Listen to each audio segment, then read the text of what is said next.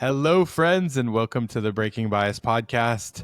My name is Dr. Obbs, and I'm joined, as always, by my incredible, amazing co-host, Molly. How you doing, Molly? I'm doing good, Obbs. How are you? I mean, we've had a pretty jam-packed summer over here on Breaking Bias Pod. You were on vacation. I've got a kitten who will probably make an appearance at some point. And we've been trying to keep up with racing the best we can, but took a little break, but are back now post-spa. That's right. We had a little bit of a break. I think the last one we did was Canada. So Yeah. We've missed Silverstone. We've just had the race in Spa as well. It was some good R&R, some good downtime. Yeah, Spent some I time was at gonna the say beach. much Had a few needed. technical thoughts. Yeah, exactly. I did some content on the beach, which was probably the coolest place to do content. I was like, this is incredible. I was like, free feet in this economy, Obbs, with your tech content. At least charge for that. I know, right? I definitely learned something about social media that you are not really allowed to post pictures of your feet because there are people that will like latch onto this. I'm like, yeah, people. And here's the thing. People will pay for that. Don't give it to them for free. Yeah, I had no idea. This is like not a side of the internet world that like I live in. So I was completely oblivious. I'm the friend that's telling all of my friends, I'm like, get that bag. Do not put those feet up here for free. Like, there is someone in the world, just like there is someone in the world for this podcast that'll pay for those dogs. So. Oh my gosh. We are so washed as a society. It's so ridiculous. To each their own. Their own. But I mean, for a tech nerd like myself, when you're standing on the beach and you've got the ocean currents and the waves receding around your feet and you're seeing cool erosion patterns, I'm like, hey, why not post a video? But lesson learned. Here we go. I know. It is a great fluid dynamics lesson, but at least now we know. Absolutely. So you're right. We've had a bit of a break there. Yes. We had the race in Silverstone, which we did. I think I posted something about this. That was one of the first times that I hadn't been to Silverstone in the past few years, because I moved back to the States. Right. And it was a pretty good race, but I think probably a lot of the talk was kind of around the weather and things like that. Very changeable conditions. Very interesting sort of qualifying result. Max Verstappen beats out the two McLaren's to pole at Silverstone, which we thought, the Red Bull is pretty good around Silverstone. It was especially good through like Maggots, Beckett's. It was like so fast through there, unmatched. It looked great in that section. Yeah. It was still a bit of a dog through the slow speed corners, which the McLarens were very strong in. Mm-hmm. But then Max finishes P5. I mean, he goes from P1 to P5. Norris beats out Piastri to the finish. What happened? I know it was a while ago. I don't know if you have any thoughts on kind of what happened. Max going from P1 to P5. I don't even remember what happened. Wasn't it a late? It's been a while. It was a late pit call, wasn't it? It was that whole situation where he puts on the low downforce wing. This was the first race where Red Bull pulls out like a proper Monza spec. Yes. Remember, right. We've talked about this before. Red Bull for the longest time has not had a low downforce spec wing. Yeah. And so they finally roll out at Silverstone this like Monza spec low downforce rear wing. They've got some floor updates, some floor edge updates in Silverstone, which I guess they're thinking, hey, we feel pretty good about the rear balance because the floor is working really good. So let's dial out some rear wing and give Max a little bit more forward aero bias. And he puts it on pole, and then here comes the rain. And he's slipping and sliding all over the place. I think they had the crossover where they switched from the inters to the slicks, I think. Because, that was the name of the game, and a lot of people switched early. Right. In that race and spun. Yeah, and Max was one of the ones that spun. He was running P2. I think he was behind Piastri. He spun on his own. I can't remember which corner it was. Couldn't tell you. Yeah, spun on his own and then pretty much had a recovery drive really just to get back to P5. There was also the issue with George Russell.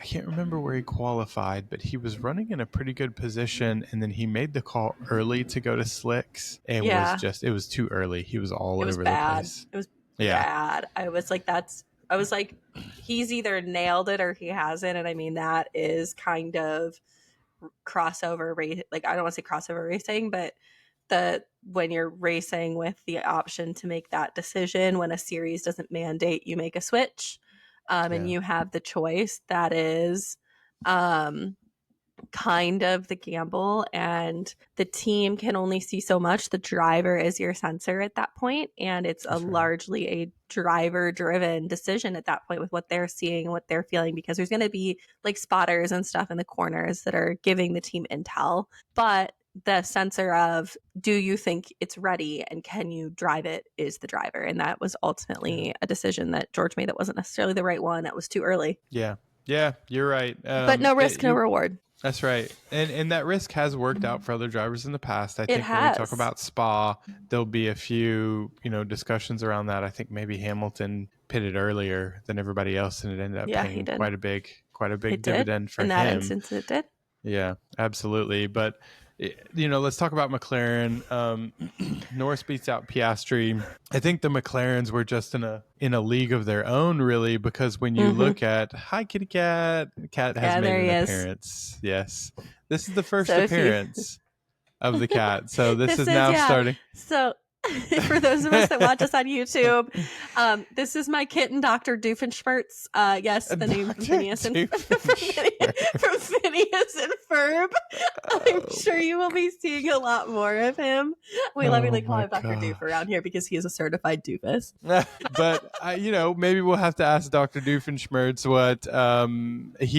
what he thinks about the McLarens, because I was completely baffled by the McLarens' ability to firstly fire up the inters in wets, maintain the inters on a drying track when everybody else was falling off, and then switch to slicks and fire up slicks and maintain the slicks. So this is just, my brain is exploding every time I see them do this magic trick. I don't know how they do it. What have they figured out that everybody else hasn't, right? And after that race, everybody, I think it was maybe George Russell who was making some comments around this as well. So this isn't just you and I, Molly, taking the piss. This is legit a paddock question, a driver question. Yes. This is people really inquiring and wondering, how are you doing this magic trick? It's not just us being, biased frauds. Correct.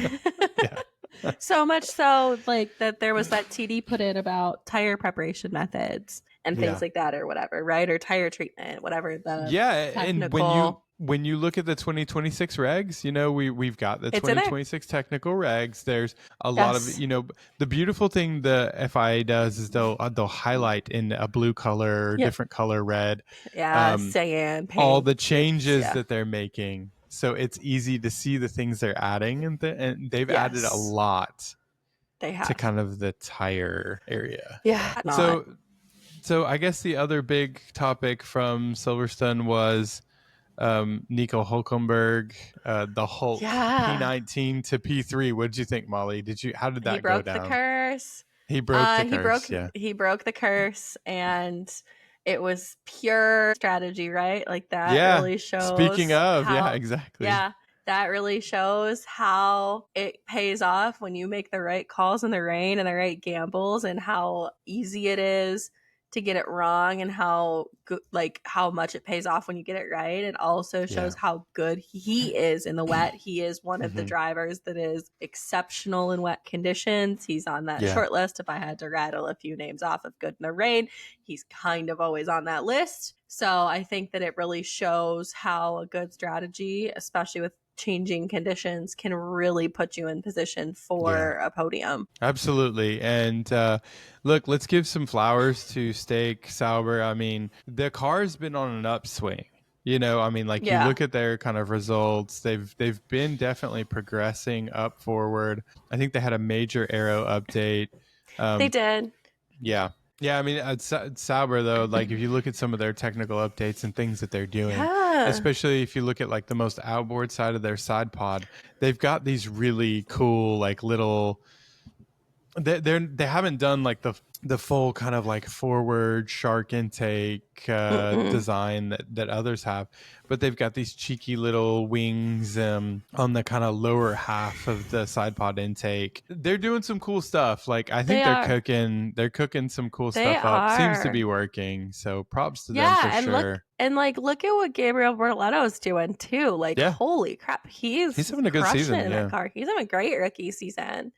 Absolutely fabulous. And even like bringing Wheatley's expertise in too. He's TPing there, right? Yeah, let's talk a little bit about the whole Horner change as well. I think that's definitely a topic of conversation, especially I'm not touching it with a 10-foot pole. Okay. One thing very, very quickly on it. When I think of and kind of consider the change that occurred and the change that was made, and I think back to the opportunity of potentially Wheatley being able to then take that position at Red Bull, but the opportunity obviously missed because the opportunity with Sauber came before. It's a bit of it's a sticking point for me because I think he's really good, and he's proving it at Sauber. Yes. He's proving it at Sauber. So as a Red Bull fan, I'll just say that one thing that like I see missed opportunity in not having retained Wheatley and now having Wheatley in this position. I think it's interesting to look at Mekis. I think Mekis has done some really good stuff at Racing Bulls, which will be interesting to see if he can kind of translate some of that potentially to. Yeah, I was gonna say I was really impressed with his kind of like transparency post-race in Spa about how they got Yuki's call wrong and how they did him wrong with that and all of that, and that he was having a really good race until they got the call wrong. And then also talking about the use of spares to get Yuki onto the same setup out of Max's stockpile. I was quite impressed with his transparency and kind of the candidness he was giving in the media at Spa. So I'm really looking forward to what he's doing. I know a lot of people are like, Mekis, he was at Ferrari when they were a disaster, but like he's had actually like a really long career within the FIA. He was head of safety for a long time, which a lot of people I don't think know that. He was like the head of their safety operation. He was FIA like one of the really high up roles. I believe it was head of safety for like 4 years or something. It might be longer. He's been really kind of in and around a lot of big leadership roles in multiple areas of the paddock. I find him a very well-rounded leader given his background. So I'm like looking forward to seeing him in this seat more. And I hate to say more visible because it's a pretty visible role at Racing Bulls, but I feel like being at Red Bull, it's even more. Yeah.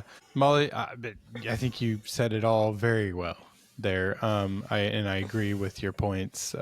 He's a technical guy, he's an engineer. And I think that's what, drivers enjoy having. We've talked about it before. We've had previous interviews and things about like driver feedback. And when you have people that can kind of speak the language of the driver, he speaks the language of the driver, understands the technical side of the sport, is probably the right, fit for where Red Bull Racing is right now and kind of their sort of technical issues that they're having. And to lead the team. And you mentioned kind of like the personality, sort of the EQ side of it as well. IQ, EQ. IQ seems to be solid, irrespective of what people might say about his time at Ferrari. And I've also heard some things about, Ferrari leadership and really tying his hands behind his back and not really allowing him to. We've talked about that before, and I think I've talked about that too, is that culturally and structurally at Ferrari, your IQ, EQ doesn't matter because of the processes and the structure. Just it ties your hand and you get stuck in the analysis paralysis in their way. We've talked about that before. Sorry to interject, but that's been something that we've talked about for a long time. Very good point. That the structure or something at Ferrari and the way that they make their decisions and how they make their engineers work and do their decisions, it doesn't work well. And that's where we see these brilliant people either struggle or you expect them to make a difference. And it's the same story over again. Right? Absolutely. And all that to say that, we can't judge his impacts based off of potentially a situation that maybe he was not able to fully realize his potential. Correct. Yeah, 100%. Correct. And if we look at body at work at Racing Bulls is very good. Body at work that you mentioned at FIA as well. Very good results so far in Spa, although it was a bit of an up and down weekend, but not necessarily things related to, honestly, things that they had any control over when it comes to like weather related decisions, which we'll talk about.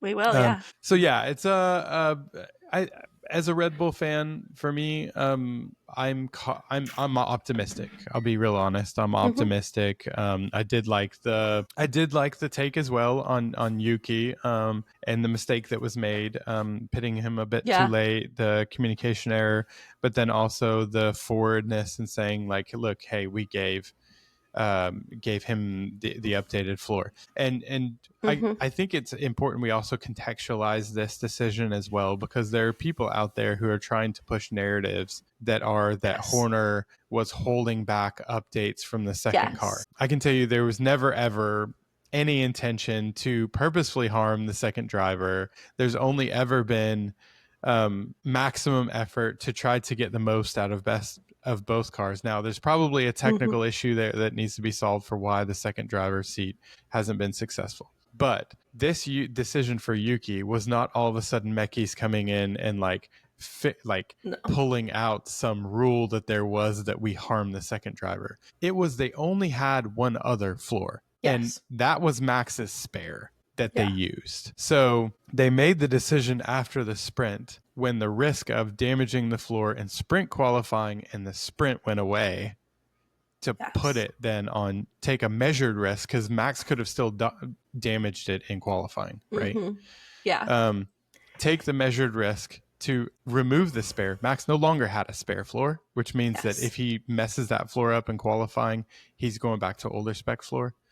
Correct. I was just about to say that. Yeah, that's the main context I want people to understand, is that the decision was made because they judged that the risk was an acceptable risk at that time before the race and qualifying for the race, to now no longer have a spare floor for Max and use that spare. Teams are hamstrung by the cost cap. They can only build so much, and so they only had one spare. Yeah, and floors are one of the biggest undertakings in long lead time items too. So it's one of those things that when this floor came in versus manufacturing lead time, they had one spare. And at that point, they have to decide on the risk is, do we not have a spare and have to roll one or both cars back if something happens and we take that performance hit? Or do we keep one car on the other spec until we have spare and have another one, at least just one, so we do have a spare for whoever needs it?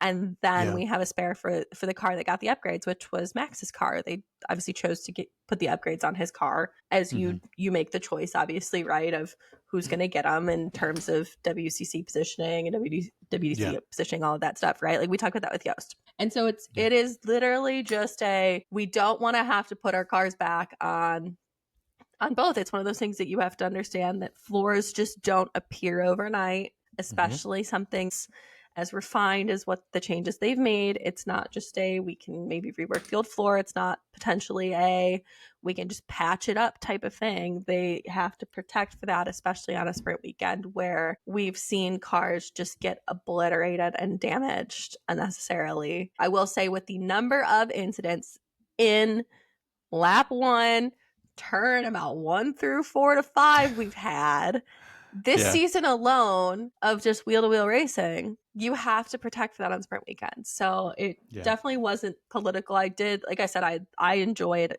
the transparency of him saying, we put the stuff on Yuki's car pulled out of Max's stockpile. But I agree, it was never a harm Yuki thing. It never was. It was purely just they don't have the spares right now. Yeah, exactly. Yep, good point. That takes Yuki from then in sprint qualifying a P12 to then in qualifying with the upgraded floor P7. So very good result for Yuki in qualifying at the P7. Let's see, how far off was he from Max? He was closer than a little usual. over 3/10. Yeah, a little I was over going to say it 3/10 was for Max. 2 or 3 tenths. Yeah. So very close. Honestly, I think the closest margin of the season so far. I was going to say, for any second seat at Red Bull to the first seat. So Bravo, Yuki. Good job. Yes, good job. So I guess we're like full on into Spa. This is perfect. That's totally fine. I figured we kind of naturally flowed into that. So yeah. So let's talk updates. Okay, Ferrari. Molly, you are the resident Ferrari fan on this podcast. Ferrari rear suspension has been updated. It's been talked about. Awaited. Yes, it has been talked about for some time. What are your feelings on this whole thing? Any thoughts on the whole rear suspension? It doesn't necessarily need to even be like technical things, but like, is this the savior that Ferrari needs? So I personally don't think it is their end all be all savior. I will say that. What this does is something that they were looking to bring forward, that they are looking at for the 26 car largely, is my understanding. That this is something they wanted for 26. They wanted to get it on the car now, get it running so they can understand it. But then it also provides benefit within rear stability and rear ride height for them this season. So if they could get it on the car, it would make sense, right? And so a lot of people were like, it doesn't really look that different externally. And it kind of really doesn't. It's, unless you like really look at it, it's kind of benign. But they've gone for what I think is more anti-squat than what they've had, which, for anybody who doesn't know what anti-squat is, if you ever like accelerate your car, like foot on the pedal, like pedal to the floor, and the back of the car wants to dip down, they're basically preventing that dip from happening, because when you dip, it also affects the tire camber and your grip levels and the amount of grip you have as you're throttling. That's a big thing in obviously launch and corner exit, as you're coming back into the throttle, rolling through the corner for exit, right? And so this is something in and around the rear, which I'm actually kind of encouraged by what we saw. I think it is a step in the right direction for them, especially with what they've been struggling with. It seems like they went for this more anti-squat geometry is helping them. I think maybe they could be playing with dampers, and they might enable them some different spring sizes or different things that they can play with weekend to weekend as well, based on kind of what I've seen. I'm not a suspension engineer at all. I would say I'm a couch suspension engineer at best, but if I put my educated vehicle dynamics hat on, I would say that it's going to enable them some varying setups, maybe some different stiffnesses that they maybe weren't able to work in before, kind of thing, to help prevent that as the rear of the car dips on acceleration and that camber changes, they preserve grip on the rear of the car. Yeah, it makes full sense, Molly, because the suspension geometries and the choices that you make when you go to like an anti-squat setup is that you don't have to counteract the alternative with incredibly stiff rear. You now allow yourself to be able to, like you exactly said, to be able to modify the stiffness and your damping ratios and things like that. Yeah. And it begs the question for me too, have they kind of gotten everything they think they can out of their diffuser, and now this is they brought this ahead of like that. We know this is what we've got in the diffuser in the rear. This is going to help optimize that further, because we can't go any further aerodynamically, or they don't want to go any further aerodynamically, right? They don't want to spend the time or the cost in that, right? Yeah, exactly right. There's certainly a relationship between the rear aerodynamics, because one of the places where you get the largest suction peak is right there at the diffuser kick. Yep. And that's where you then transition, for maybe any of our listeners that don't know what a diffuser kick is. It's the point where your floor transitions to the diffuser slope, where the diffuser starts then sloping up and you start diffusing the floor flow. And at that point, you get a massive suction peak, because the diffuser is actually extracting a lot of air very quickly through the diffuser. And so your velocity then in this particular region is incredibly high. You have a very high shear because of the large velocity gradients. And then this is why you get very large suction peak there. And that suction peak can actually pull the car down. Suction. Yes. Pull the car down excessively as well. So any changes that you're making to the rear suspension will inherently affect the rear aero as well. One of the things I picked up on is that historically, and the Tifosi are going to love to hear this, because historically, excuse me, the Ferrari has not been great in the wet. And the reason is because they have to raise the rear ride height so much, because that's what you do in the wet. You raise the rear ride height, the inters, you need to have a little bit more ride height. You raise the rear ride height, and the car has naturally sort of fallen out of its aero window when you do that at the rear. But in Spa, Charles was able to keep, during the wet running, was able to keep Max behind him, Max Verstappen behind him, which a lot of people can't do. So kudos to Charles there. But that to me is a sign that something has changed with the car. And maybe this new rear suspension allows them to run the car a little bit lower than before, even in a wet weather setup, and not massively negate the aero. And the plank survived. Yes. Oh my God. You've got incredible amounts of compression through Eau Rouge, and it survived. So something's working. Yeah. Don't you dare jinx us. We've had what? I'm sorry. 2, 3 on the plank DQs in 2 seasons. Yeah, it's been not great. It's at least Don't 2. you dare. I'm sorry. Okay. Don't jinx me. Kudos to the Ferrari team. It seems like things are working. The one question I did have though is around Hamilton's spin that happened during sprint qualifying, when he was just super hard braking into the bus stop chicane there, and the back end became the front end, and just swapped around. The first thing that jumped to my mind, and this is before we found out that Ferrari had changed brake pad suppliers, I think, and gone to a different brake pad supplier. Yeah. Which apparently changes the bite of the pad. But it can. What I had thought of is that one of the downsides of anti-squat, and I'm not a suspension expert either, but one of the downsides I know of anti-squat is that under very heavy braking, you can get more lift. So I was just about to say that. Yeah. It's the same. You remember we had all these discussions when teams first started doing like anti-dive on the front. Yeah. Because the downside of very heavy anti-dive on the front is that you get a lot of heave or pitch under acceleration, because you're not counteracting the load force to the suspension that way. So So that's the immediate thing that I thought of when I saw that. What do you think, Molly? Your thoughts kind of similar? Yeah, my thoughts were similar in that we found out, obviously, they changed brake suppliers. They had this new heavier anti-squat geometry.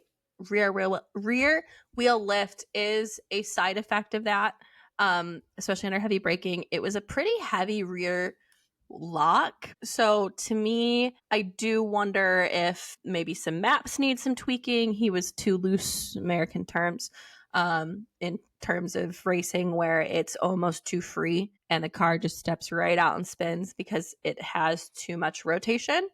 And so with the new brakes, obviously be working at in simulator, the mapping, trying to understand how that is, that kind of part of it, where just these new brakes coupled with the new suspension, some rear wheel lift, maybe still a little bit of toe and camber change. They're really sensitive around rear grip still. And that contributed to the rear of the car just wanting to step out on him.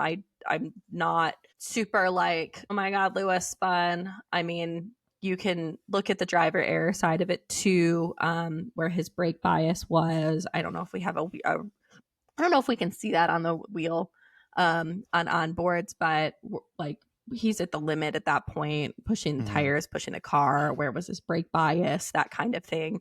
You can also look at as you're understand that, but I think it was contributing a lot to probably I don't want to say, unfortunately, a perfect storm, a perfect component of everything, but this is the first weekend they've had the new suspension with the new brake supplier, right?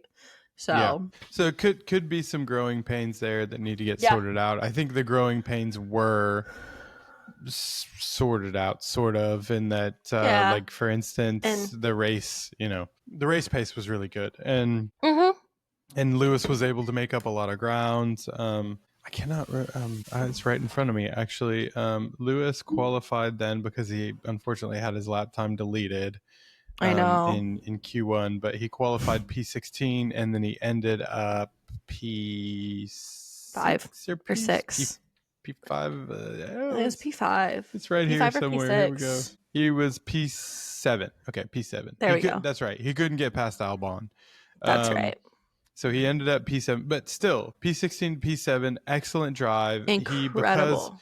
But he didn't even start P16 because they completely changed his rear wing configuration. They put on a high downforce rear wing because of the rain. So he started from the pit lane. So he started even further back. Pit lane to make start. It to P7. Yeah, exactly. So kudos, to Ferrari, to Lewis Hamilton. Excellent drive. He was voted driver of the day for that particular race.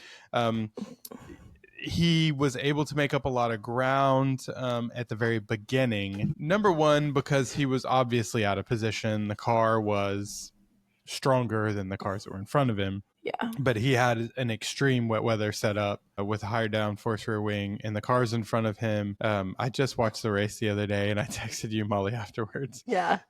But after I watched the race, I was like, wow, because like the cars that he was passing, it was funny watching them go through sector 2. They were just like hanging on in the wet, trying to not spin out. And Lewis was just like, meep, meep, meep, meep, just like kind of going through everybody. Yeah, he exactly. Was planted. So, obviously, he had to make the moves. He made a lot of moves in sector 2, which is not easy to do. No, not at Spa. There. Yeah, definitely. So, should we jump to some of the other technical updates we saw at Spa? Yeah, I was going to say, weren't there some other updates at Spa? We are on the same brainwave today. Yeah, so I'll talk about some Red Bull updates because I had a chance to kind of look at them and analyze them. Red Bull came with updates to the front wing, the side pod intake, the suspension junctions, the front suspension junctions, and the engine cover, like right at the rear where the exhaust comes out, that sort of outlet. So here's what they've done. The front wing, which ultimately neither Max or Yuki ran during the sprint race or the race, by the way. They only used it in FP1. Or Max only use it in FP1, is that the fourth element, very inboard, so close to the nose, is very trimmed. It's very small. It's almost kind of like what Mercedes, you remember Mercedes had that super trimmed fourth element inboard. Yeah. It almost like, they went so extreme, it almost just looked like a legality wire, you remember? It was so thin. So they trimmed the inboard, and then they ended up going to a different one. They then added, I would effectively call it a dive plane junction to the front suspension, like where the front A-arm, the trailing A-arm meets the nose. Yeah. They completely changed that whole like airing. It's like a wing, Molly. It's a legit like dive plane wing. Interesting, that they added. Yeah. So that's going to give you a bit local load right there because it's direct load on the suspension members. At the junction. And then the other thing it's going to do is help with kind of upwashing, more air for cooling efficiency into the side pod intake, which they then also changed. So hopefully everybody's kind of connecting the dots. All these things from an aero standpoint are connected. Front wing, junction, intake. Because the intake part that they did change is the side that is the most inboard side of the intake. You know, they've got that vertical inlet and then the horizontal inlet. They modified the vertical inlet shape. And they've also kind of slightly modified the horizontal, but more so modified the vertical inlet. And that vertical inlet right there is going to be fed the air that's coming along the nose, which is where they did the junction change. So it all makes sense. And then now that you've modified the inlet, the intake, if you've got more optimized cooling efficiency, you can reduce the size of the exit then, right? Which ultimately the whole thing ends up contributing to the drag of your car. And that's what they did. The cooling exit was kind of reduced in size. So all these things are connected, just to say that, and Paul Monahan, who's, what's his title? I can't even, they call him Spanners. He's the guy that's in the garage. Pedals. Yeah, pedals. I'm like, I should know this. That's pedals. Yeah, who's Spanners? Or whatever it is. Yeah, that's somebody else. Anyway, that's somebody's Twitter handle. Oh, that's right. Okay, that is somebody. Yeah, that's somebody's Twitter handle. Yeah. Right. So Pedals commented and said basically it's all like an overall kind of like efficiency gain, the whole thing. So less drag, better downforce. So that was the Red Bull update. And then McLaren brought a new rear wing. Did you have a chance, or did you see the rear wing that McLaren brought? It looked like it was pretty trimmed out and kind of on the lower downforce side. Yeah. Which I was quite intrigued by.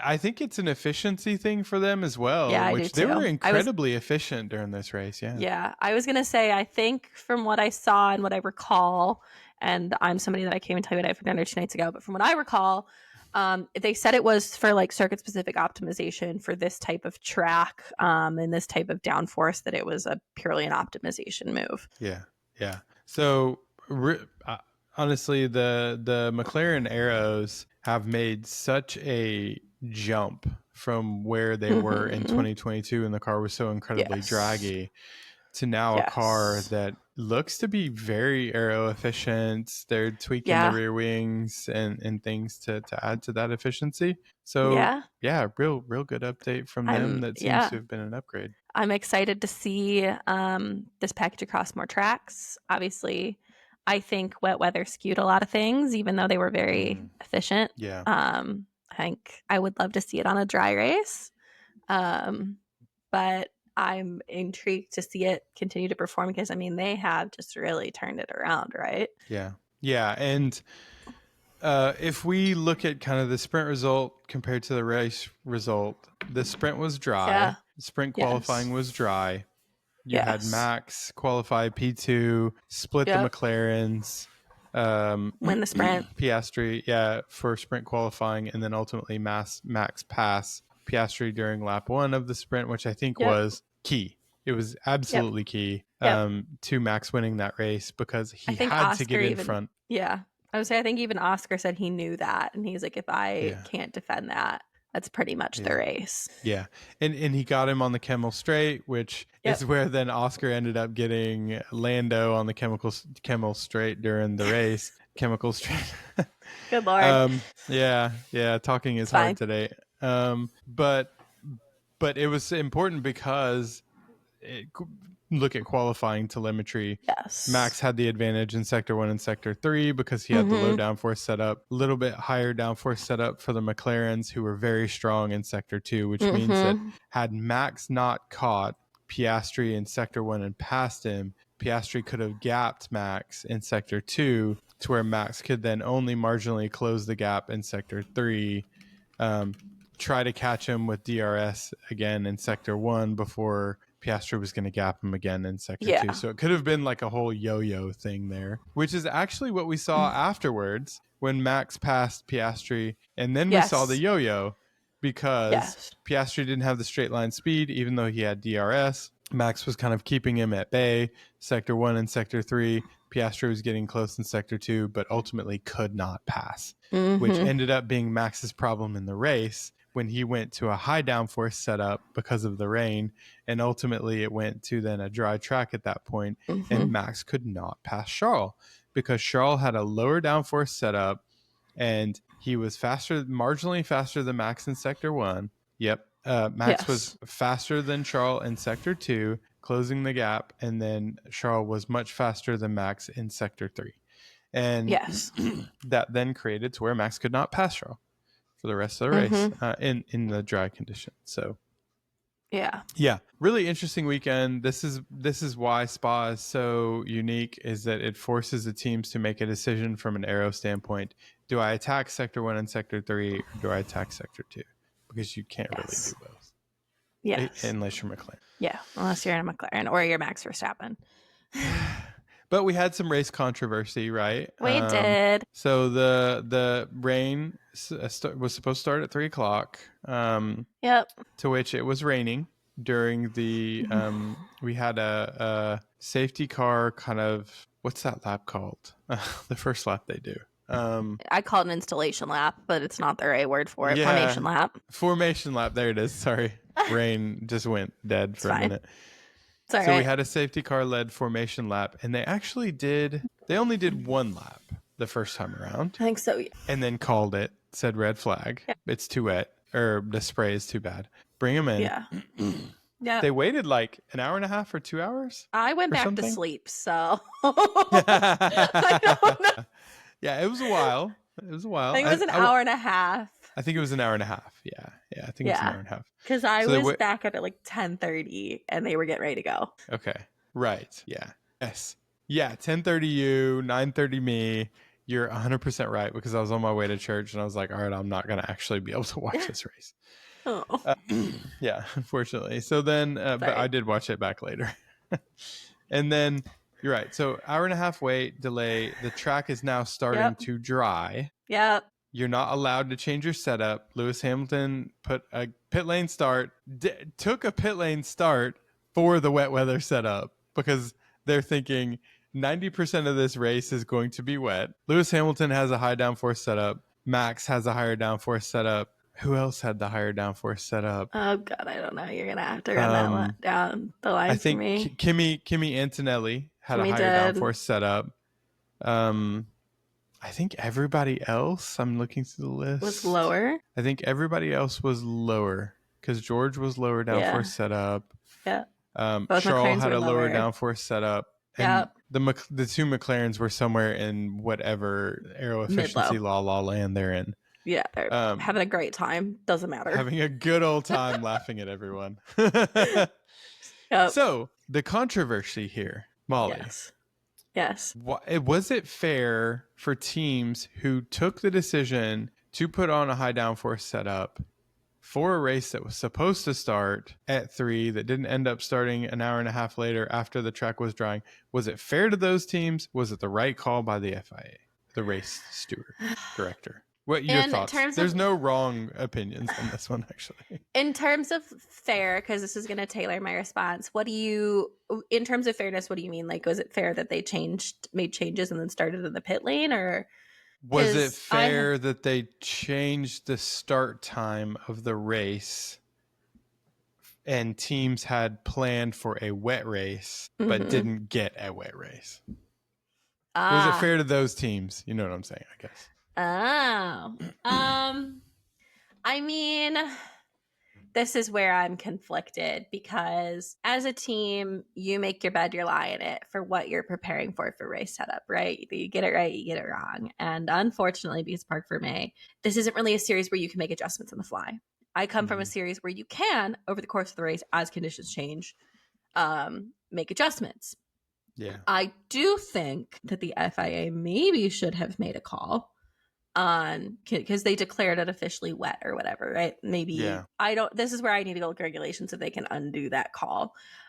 Maybe should have undone the wet race call and let that play out how it was going to play out. But I think it kind of it's the lay of the land. It's the way you play the game, right? It's just, this is the rules in the series we race in and how we operate, and it is what it is. Unfortunately, I don't know if it's really a fair or not fair thing. I was gonna say because I ask because my brain goes to the drama at was it Circuit of the Americas with MotoGP, where Marc Marquez sprinted off of the grid for a dry bike in wet conditions, because it was the same exact thing to change, and it caused, because he did that and was going to start from the pit lane on the right setup bike, everybody else was going to have to come in and change their bike, and he would have obviously filtered back out first. But more than 9 riders or more than 10 riders followed him. They saw what was happening and followed him, and there's a rule that triggers immediately an automatic regrid and restart. So it didn't wind up playing out, because those are the rules around that. So I think it's just kind of that this is the game you play in a series like this, and you make these calls, you assess the risk, and you take that on in your strategy for wet weather. I think I have more of an issue, and I think we're going to talk about this. I have more of an issue with safety of visibility and spray aside. Why do we have wet package and wet tires and we are not racing in wet conditions? What's the point? I think NASCAR has raced more in wet conditions this season than Formula One has, genuinely. And NASCAR doesn't have a wet weather tire, do they? Yes, they do, for certain tracks. They do have a wet weather tire, okay. NASCAR races in wet weather at road courses and certain ovals because they have a wet tire. And they have done both this season. I'm trying to look through and the regulations. What are you looking for? I'm trying to look through the regulations. It might be not in the tech regs. It might be in the sporting regs. Sporting. It's going to likely be sporting around wet weather conditions. Okay. Because I do recall there is a stipulation, or at least there was in previous regulations, for changes in climatic conditions. Yes, there is. I think it's sporting. Yeah, which means that from your Parc Fermé setup, so there are certain things you can change in Parc Fermé. Yes, I'm going to pull their based off of a big change in climatic condition. I believe that the front wing angle is one. That is one, yes. So you can change front wing angle during a race too. You know, like come pit stop. Yes, that is something you're allowed to do. Yeah. Yep. So that's not a major one. I think that there's possibly also changes you can make, and we've seen this before, where you can add like tape to the brake ducts or something, that now it's much cooler. You don't need as much cooling. We've seen people kind of put tape on the brake ducts to kind of reduce the amount of drag because you don't need as much cooling volume now. Yes. So I think there's very small amount of things you can change under Parc Fermé based off of what is classified as a change in climatic condition. Yes. The rear wing is not one of those. Oh. Rear ride height, I don't think is one of those, but I could be wrong, because I think you may have to change ride height potentially when you go to inters. Or maybe it's the full wets only that you have to change ride height, because I think the full wets are a much taller tire because of there's something while you're looking in there, maybe you can find it, but there's something in there about that. All tires. Here's my take on it while you're finding that, and feel free to interrupt me once you find it. But my whole thing on this, and I'm probably just being a little biased, is, I know we're the Breaking Bias podcast, but I'm probably just being a human and biased for a minute here. It's fine. You can have an opinion, Obbs, here. It's okay. Yeah. Okay, good. Because on my X, I'm not allowed to have an opinion. Just tech. Only tech. The teams are making a decision on setup based off of a race start time. Yeah. And that race start time in the forecast is what they're making their strategy call on. And so when you move the goalpost, when you change the race start time by anything more than 30 minutes, I think that is a big enough change that now your race strategy is different. And got it. Your choice that you found it was sorry. Can you? All right. Section 40, pre-sprint and pre-race Parc Fermé. Section C. C is climactic conditions. If the technical delegate is satisfied that changes in climactic conditions necessitate alterations of the specifications of the car, all competitors will be notified via the official messaging system, change in climactic conditions, and from this point onward until the start of the subsequent session, changes may be made to components specified in Articles 3.1, 13.3, and 3. Power unit and or gearbox cooling bodywork that lies within RV body rear and RV RBWEC reference volumes, settings of any bypass valves or flow restrictions used within the liquid parts of the cooling systems for the sole purpose of adjusting power unit or gearbox cooling. Pitot tubes may be covered or uncovered. Additional removal of driver cooling scoop as described in the technical regulation, basically. 13.1. I don't have tech regs open. Oh, I do. I do. 3.13.3 and 3.13.4. 13 is wheel body work. Oh, thank you. What was the other one? 3.13.4. Okay, so we're going to 3.13 no matter what. Okay, let me go. So I'm gonna guess that the 3.13 is what I was referring to around brake cooling inlets, because that is part of the wheel body work volume, I think. Yes. 3.13. This is gonna sound really good on the podcast. It's fine. I will edit it. Don't worry. It's okay. 3.13.3 you said? Okay, 3.13.3 is the scoop, the brake scoop. Thank you. And then what about 3.13.4? 3.13.4 is internal cooling ducts. Any bodywork which is situated within the volume defined by the drum and the scoop will be considered part of the internal cooling ducts. Okay, so there's nothing in there about front wing angle then. No, and it is subjective to the technical delegate as well. That the technical delegate is who makes the decision. The race director has to classify that there was a change in climactic conditions. Gotcha. It says technical delegate, not even race director. Oh. Yeah. If the technical delegate is satisfied, what is his name? I'm totally blanking on who the FIA technical delegate is right now. Is this a Google question? Joe Bauer? Is it? Yeah, it's Joe Bauer. It's Joe Bauer. It's Joe Bauer. Yeah. Okay. I mean, he's been the delegate forever. Yeah. The goat. So, like, he is the GOAT. So it's Joe Bauer's decision. Technical delegate GOAT.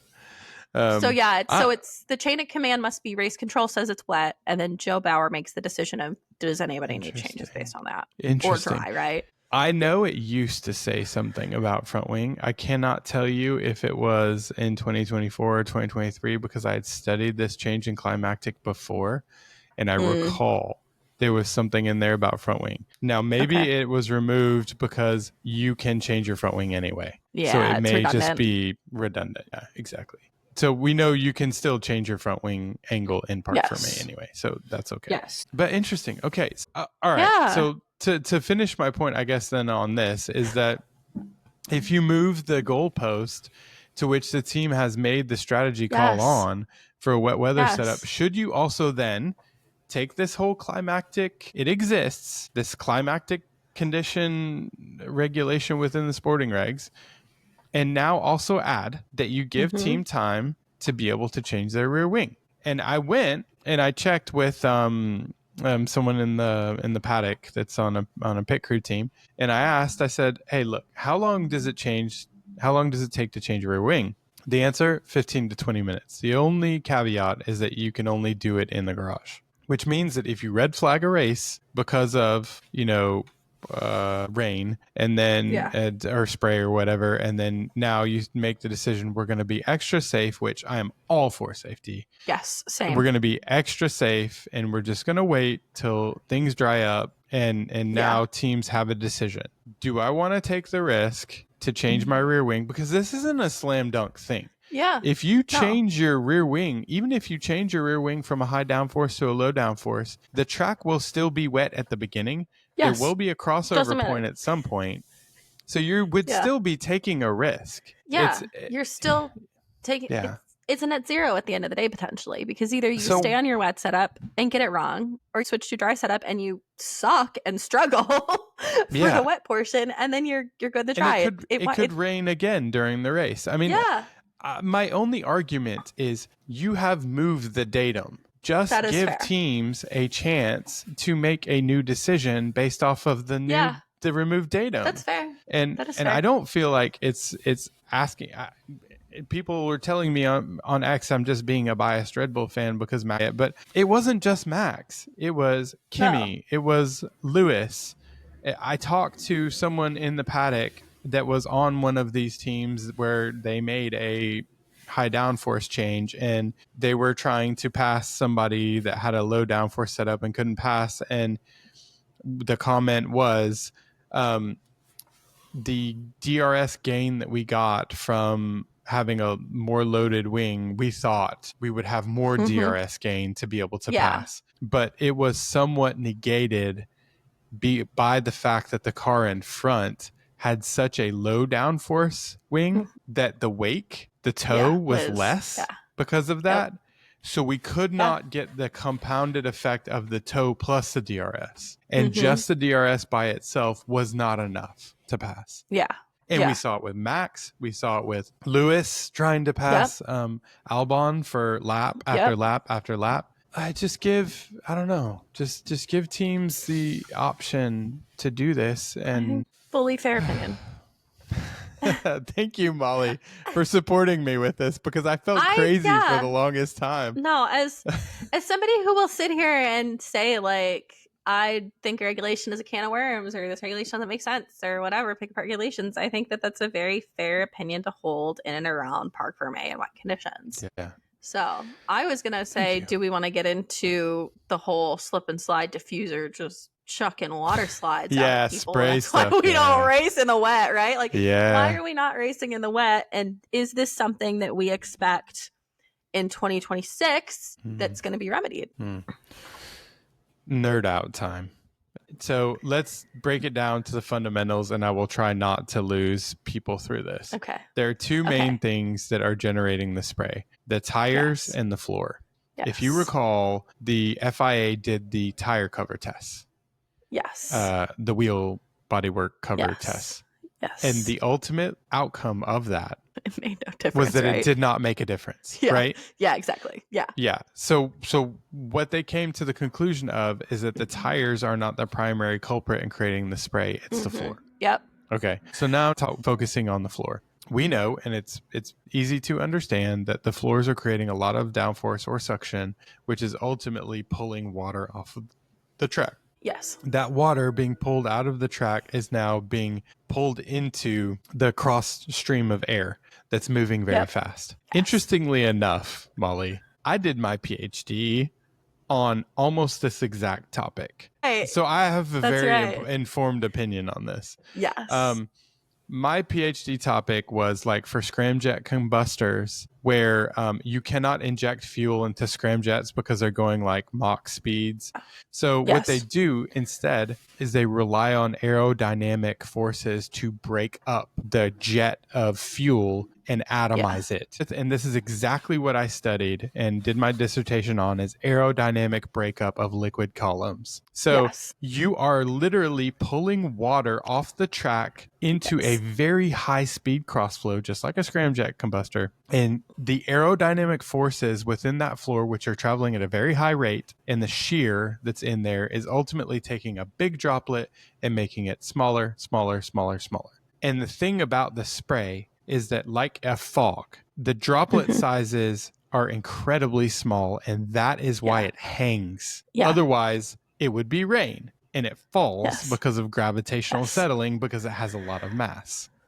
So the spray, the problem is that the water droplets went from something bigger to now an incredibly fine mist and spray. And the reason is because the floors have intense shear in them and very high aerodynamic forces, which are breaking up the water, making it small droplets and ejecting it out of the diffuser. Now, here's where the problem is. The floors create downforce that way. So the only way to keep this from being a problem is literally to like nerf the floors. Yeah. And to reduce the shear, reduce the velocity, reduce the suction. They're doing it a little bit in 2026. Venturi floors generate much more suction than kind of what we're going to have in 2026. But there's still ground effect. You're still going to have suction. You're still going to have shear. You're going to have a problem still. It's going to be there in 2026. It might be slightly less because we don't have Venturi floors.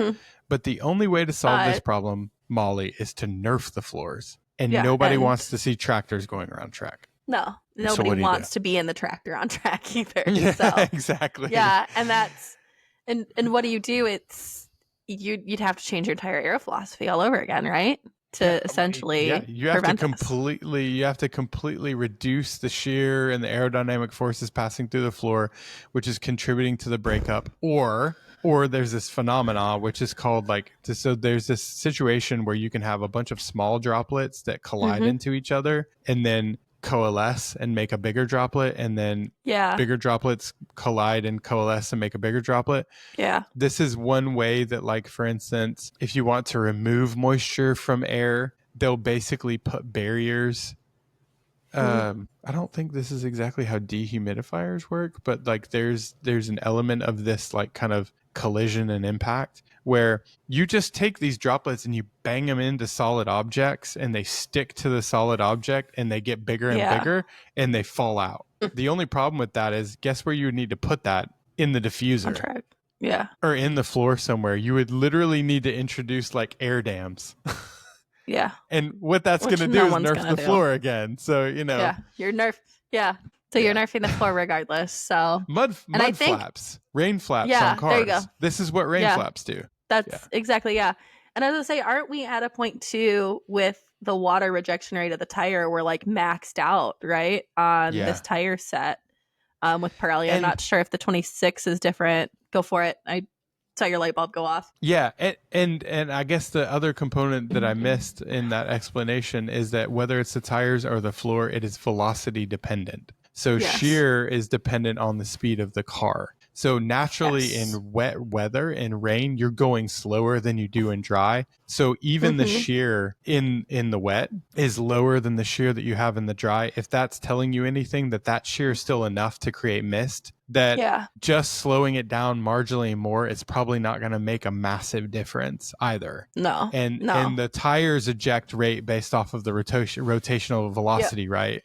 So same thing. So we got a problem that's very hard to solve. Yes, we do. And I don't think it's going away anytime soon, unfortunately. No. So as long as we're relying on our eyes to drive, this is a problem. Yeah. Somebody in one of my comments made a comment, which was, why don't we give drivers like a heads up display and give them like almost like a LiDAR type view? Yeah. Where they can still see the car in front because they're now seeing almost like a LiDAR overlay. Yeah, kind of like an F-18 visor. Yeah, which is interesting, but I don't know how you... This is something that we're going down a rabbit trail a little bit, but I watched it's a cool tech rabbit trail though. I watched a video about self-driving cars, and so one of the problems with the self-driving cars, like I think the Tesla, which uses like cameras, right, is that when it comes to very foggy conditions where you cannot see, it just will. The self-driving effect is like highly compromised because of that. Yes. There's no edge detection. It can't determine, where things are because it's an obscured view. But the self-driving cars that utilize LiDAR, those can drive in those situations because they can still determine boundaries and things because of the. I was going to say, I think LiDAR. Super Cruise that is on the GM platforms, it's like that. It's LiDAR based. And has really? No issue. Okay, I didn't know that. I do believe that's a LiDAR based platform. It does have cameras to it, but I do know that there is a LiDAR aspect to it. I could be very wrong, but I do believe that Super Cruise is heavily LiDAR used. I have some friends that worked on it, and it's very cool tech. Very cool. So there you go. So like, is this a possible answer? Could you make it to where now you're giving the drivers more information to be able to race in the spray? I don't know. Maybe, but I would then argue that that's taking away from the driver's visual processing of what needs to be where, and it winds up being kind of like the MotoGP problem where like MotoGP does not have rider communication telling them to change things because it takes away from their hands to press like a radio call because they have different controls on their hands. And so at that point, are you taking away from what the driver has to be doing and looking for, so much so to the point with these visual indicators that it then as a safety issue? Because that's why MotoGP does not have some of these things like a radio button. See, this is why I love this podcast, and I love doing this podcast with you, Molly, is that like, and hopefully our listeners can kind of appreciate that a little bit of a divergent trail that we took there, just to say that like there is this element of like real life and the value of drivers being the end all be all to success and utilizing their skills, and then the amount of technology that we introduce, and whether or not we like somehow bias those results based off of technology. So, maybe this then it becomes another argument for, fine, the spray issue is just not going to go away. We're not willing to introduce these LiDAR techniques and all these other things because it ruins the value of racing. But we will make the decision that we will wait to reduce the spray. And that means that teams, you now have this climactic condition regulation that allows you to make a change. And guess what? If you give teams that option, they will redesign the rear wing. Oh my God, yes. Yeah. They will make it to where you can make this change quickly and it won't be a problem. You could make this change in like 5 minutes. They will literally roll up with rear clips like they do in IMSA and sports cars where they can change a rear wing in like a minute pit stop. Yeah. Right? Like I think the LMDHs can change a rear clip in a minute and a half and get the car back out in a stop. In the time it takes them to change a driver, just about they can change the entire rear clip, which is their rear wing, their rear wheel covers. They're kind of beam wingy type pieces. They can do that whole thing. It's clips and a couple screws, and it's just like a front wing change. I'm gonna give us myself, maybe you if you have some time as well, I'm going to give us like a homework assignment. Would it be valuable to look across the other motorsport categories and see if there's anything like this that exists? Like in IMSA, in WEC, in IndyCar, in NASCAR, is there a situation where, you know, in a change of climactic condition within Parc Fermé, there's a stipulation made to where you can change it? A rear wing. IndyCar, I think it's wing angles, and there are rules around what you're allowed to change because IndyCar spec aero though, so it's not going to be anything. Yeah, but you can adjust the like the whole thing. You can adjust, you can right? And I think you can add a gurney or take a gurney off. I will say that. Okay. But it might be worth looking into. I feel really bad that I don't know the IMSA reg off the top of my head, and I really should know the IMSA reg off the top of my head about what. Yeah. But yeah, it might be worthwhile. I mean, I'm always for looking into it. I mean, same with NASCAR. NASCAR, you're not making changes. NASCAR, you're impounded. So NASCAR, they send the bulletin out. This is your spoiler. This is your this. This is your that. Because it is a track where we do run wet weather, you have to have the defogger, and you have to have, if it's a road course, like the windshield wiper. So NASCAR does specify that, and you have to have that on the car. It's part of your standard setup for all of the manufacturers.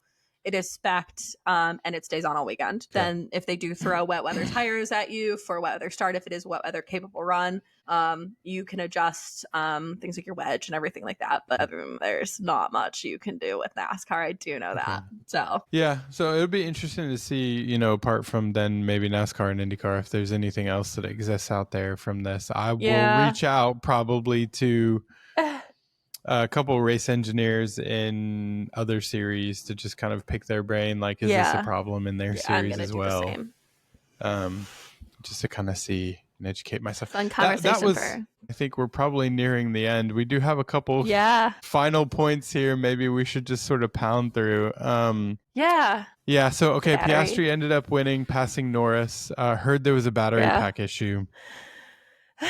I don't really think it was. If it was inconsequential because I do believe it was on both cars. And if it was truly a battery pack issue, I don't know if I would necessarily maybe call it a battery pack issue. My mind immediately went to when they said it was on both cars is the whole, like, the car knows, you teach the car on your formation laps where the gears are, when to deploy. The car learns as you go through the lap, right? My immediate thought is because it was on launch and the issue happened on launch, it was from the learn on the formation lap, right? And from the learn preparing for a regular start, and the relearn maybe wasn't as efficient, if that makes sense. And so the difference in conditions also from the start. I think it was maybe Lando's race engineer. I need to go back and see the quote, but I think there was some quote that was made around like the energy recovery mapping or something possibly that was not right, and they consumed too much power, electrical power, maybe on some of the laps. Yeah, so then you have no battery left for launch. Yeah, something like that, I think. But then Zach Brown, like after the race, was like being interviewed and mentioned something about a power pack issue, but maybe he didn't know the details. But so I don't really think it was something more than differing conditions for when you taught the car what it needed to be taught for the start of the race. You've then obviously spent through your energy that you did have stored up, and then under condition differences, maybe didn't have enough energy. You're clipping. Yeah, I really don't think it was anything like, oh my god, you got a bad battery. I know the Alpines are constantly struggling with excessive clipping and ERS issues. It's not like the Alpines, I don't think, where they actually are having like you don't have all your energy. I did think maybe they might have spent too much and all of that. Yeah. So what do you think? Spa was a good race? Is it your opinion? Snooze fest. Aside from the like crossover, which like that's always interesting to me, is like how the crossover is going to play out for people in wet conditions. It wasn't really that great of a race in my opinion. So I don't know about you. Yeah, it wasn't there was people that felt like the sprint race was also not great either. I thought the sprint race was actually better than the actual race. I thought the sprint was better than the actual race. Yeah. I mean, there still wasn't a lot of passing going on, but no. I think there was more than I thought at least race. between P1 and P2, like kind of Piastri and Verstappen sort of like going back at each other. I thought that was still pretty good. I like that.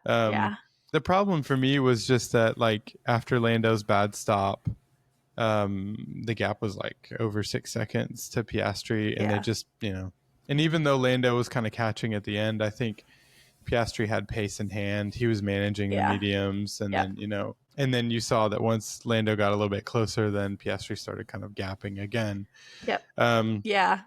Maybe the cool thing from the race that was cool to watch was Hamilton coming through, which was cool. Yeah, I did enjoy that. And then also to watch Charles, fending off Max. Yeah, I did enjoy that as well. Too. I think, I would say that. I think all in all wasn't like oh my God, go watch this race in the 2025 season, but like it had its peaks, but I think for me it had more valleys than peaks, if that makes sense. What are we thinking about Hungary, unless you have anything else on Spa? No, perfect transition. I was just thinking the same thing. Is Hungary going to be the same? I'm going to be real with you right now, Molly. I think McLaren is just going to walk Hungary. I agree, but do you think the fact that there's a threat of rain and typically Hungary is hot and dry is going to shake things up? It's a good... Because I think it could. It's a good bit of hopium. I'll drink some of that. That the track can be drastically different, in the wet.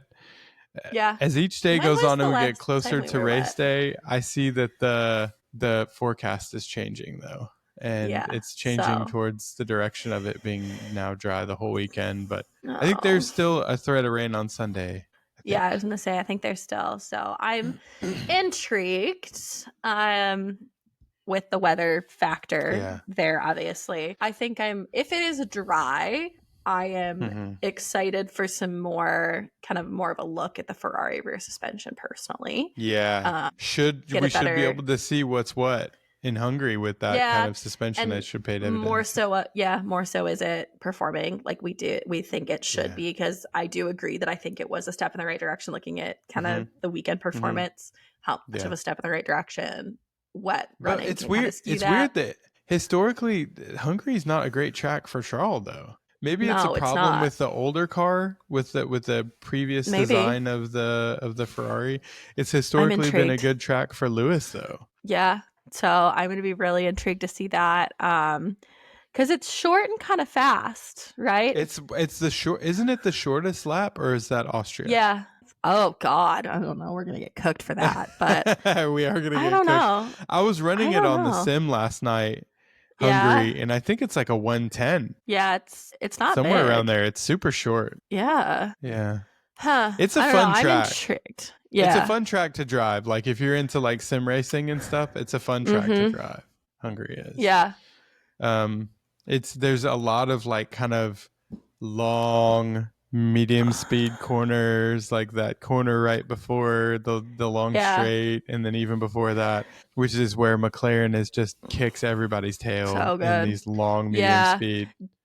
What do we think about Mercedes on this one? Because wasn't there a headline that Mercedes was calling like a performance issues meeting to kind of understand what's going on with their performance deficit? Yeah, and I'm just smiling because I was just joking with some friends. Right, I know a couple people on the Mercedes side, and meeting did happen for sure. And what can I say on this without outing people? Anybody? You don't have to. I don't think that Mercedes is having a performance issue that's tied to like things like correlation and things like that. Yeah. I think that Mercedes has introduced some updates. They went with a whole new rear suspension, right? They did. Remember, they walked it back and then they brought it back. Yes. I think they're still dialing that in. Yeah. They're still trying to understand it and dial that in to what obviously George and Kimi like versus the performance needs.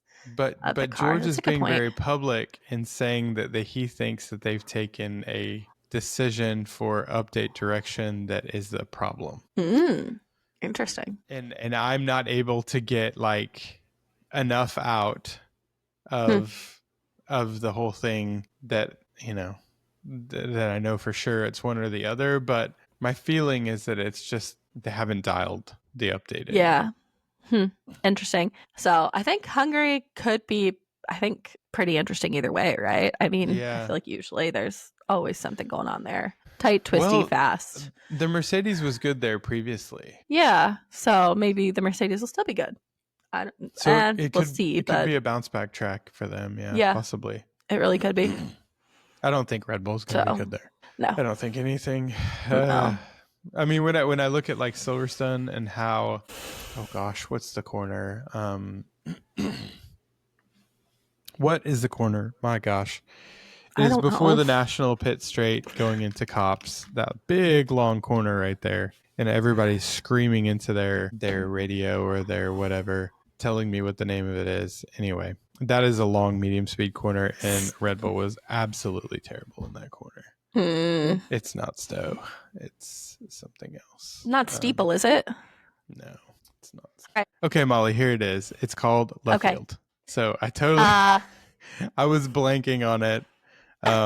Right, it's Luffield, which is a medium speed, very long corner, and the McLaren is very good at it. Yes, and the Red Bull is not. So interesting. I think Williams could have a good weekend. Yeah, Williams is such an enigma. I don't know what to. I know. I don't know. I really wish I had. Yeah. I really wish I had like a good they really kind of trend with these tracks. It's such a mixed bag. It's all over the place. I feel like they're on the cusp of unlocking this like good across everything and really efficient like McLaren is. Yeah. But like they're still so hit or miss. Yeah, exactly. Yeah, could be a good track for Racing Bulls. You remember we talked about Racing Bulls being pretty good at the low speed corners and very compliant. So as far as the midfield goes, could be a track for Racing Bulls, I think. Is this we're not expecting any more upgrades, right? Because this is the last race before summer break. There shouldn't be, I don't think anybody was going to introduce anything. Red Bull, if you believe what Lord Helmut Marko says, the Red Bull was going to bring a couple small things. Okay. All right. To Hungary. I don't know about anybody else. If they do, I expect they're probably, and I would expect for Red Bull track specific. Yeah. Things. Yeah. I was going to say, I think Ferrari pulled theirs ahead. So I don't think think there's anything else coming for Ferrari. I heard Ferrari that depending on whether or not you choose to believe some of the Italian media, apparently there was a floor that was being developed that they've now since scrapped. And they said, we are not going to introduce the floor at all. Maybe. Okay. Tinfoil hat time. You ready? Okay. Yeah. Maybe the data from the updated suspension has convinced them that they don't need the floor because the floor was trying to address issues with the rear aero stability from an aerodynamic standpoint, and they've solved the problem with suspension. Maybe that's a really good point. That is actually a really good point. So yeah, I don't know why I thought there was something else coming, but it very well could be that. I didn't even think about that. Good point. The biggest talking points, though, I think, Molly, after the summer break, which is after Hungary, right? We go into the summer break. Yep, this is our last one before summer break. Okay, so I think maybe one of the biggest talking points there is going to be how much work do you do now on the 2025 car, and how much do you just fully go over to 2026? Yes. Exactly. So the gap is pretty big in the constructors. The gap is still... I think constructors is wrapped up. Yeah. The gap is still kind of, it's not huge, but it's not small in drivers either. But I think as many problems, and I think Max is P3 still, right? Well, between the two McLaren drivers, I think it's, still a fight. But I'm thinking in terms of like, do other people want to like... think, we got a shot at the drivers? I think it's probably out the window. So I think everybody is probably going to be pivoting now to 2026 if I had to. Yeah. To make it. I think unless you're locked in like a pretty tight, maybe midfield constructors battle, I would agree. Because I think constructors is a big enough points difference. It's like 280 something to 514 or something like that. Yeah. I think the gap is so large in constructors. Constructors P1 is pretty much locked up. I think at this point it's now fighting for aero time with everybody else. And I think we still might see maybe some plays at constructor because constructor pays your bills, Constructor sets your aero time, et cetera, et cetera. There might be some play there where there are tight constructor battles, but I think largely we're going to start seeing the shift for sure. If we do see anything come in this back half of the season, I think much like Ferrari did with this rear suspension, it is something with the intention of wanting it on the 26 car at that point. Or we might see some things crop up in free practice 1 that are pieces that come on and never appear again, and then they cheekily reappear about 6 months from now. We have been doing this podcast too long, Molly, because that's exactly what I was going to say. Oh my God. No joke, I'm not even lying, is that like putting my TP hat on, I would say I would switch completely over to 2026 now, and I would just only introduce things that could potentially positively impact you for 2026. So dead on. Exactly right. Good. We're on the same brainwave. Well, perfect opportunity now, I think, to segue to the closeout, Molly. It's been a great podcast episode. Hopefully everybody's enjoyed that one. I know I enjoyed it for sure. I know, no real parting thoughts from me or anything. So I'm going to enjoy the summer break as well. I think we'll probably enjoy the summer break. Maybe just make small bits of content on our own content creation pages and things like that. Yeah, so maybe we'll hop in and just do like a big Q&A or something, like if we want. We'll do maybe something. We'll obviously probably do post Hungary, depending on what we see on track, and then maybe definitely hop in and maybe just do like a bunch of maybe just like a questions, ask us some stuff. I know we've been talking about trying to do a live stream or just we do an all listener question episode or something, which could be fun. Yeah, so definitely. I think we'll do something, but we're definitely going to enjoy our break too. For sure. But you want to take us away, Molly? I will gladly. I have this locked and loaded. Yes. Thank you guys so much for listening to this week's episode of the Breaking Bias podcast. Don't forget to like, rate, review, subscribe, leave a comment on all of your favorite podcasting platforms. You can find us over there. And if you like what we do, don't forget to give Dr. Obbs and I a follow. We are over on X, where we basically do what we do here, just in written format. If you have any other questions, please feel free to ask them too. We love getting to chat tech in between our episodes and explain stuff for y'all. So give us a follow over there and we will catch you on the next one. See you guys next time. Bye, everybody. Later.